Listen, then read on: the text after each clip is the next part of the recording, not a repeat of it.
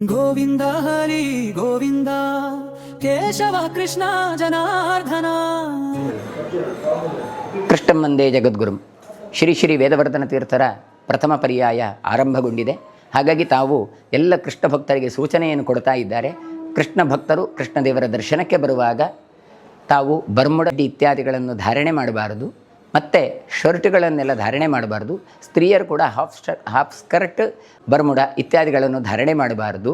ಹೀಗೆ ಬರಬೇಕಾದರೆ ಭಗವದ್ ದರ್ಶನಕ್ಕೆ ಬರುವಾಗ ಕೃಷ್ಣ ಭಕ್ತರಾಗಿ ಬರಬೇಕು. ತಾವು ಶಾಲ್ ಇತ್ಯಾದಿಗಳನ್ನೆಲ್ಲ ಹಾಕಿಕೊಂಡು ಬರಬಹುದು.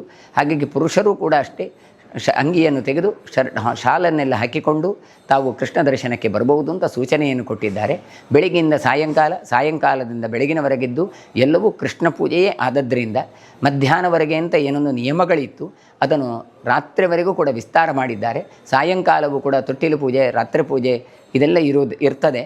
ಒಳಗೂ ಕೂಡ ವೇದಘೋಷ ಇತ್ಯಾದಿಗಳೆಲ್ಲ ಆಗ್ತಾ ಇರ್ತದೆ.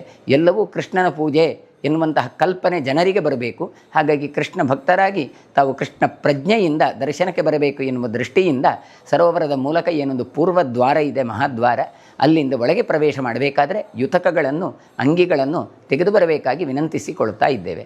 ಡಾಕ್ಟರ್ ಎಂ ಉದಯಕುಮಾರ ಸರಳತ್ತಾಯರು, ದಿವಾನರು, ಪರ್ಯಾಯ ಶ್ರೀ ಶಿರೂರು ಮಠ, ಕೃಷ್ಣ ಮಠ. ಕೇಶವ ಕೃಷ್ಣ ಜನಾರ್ದನ.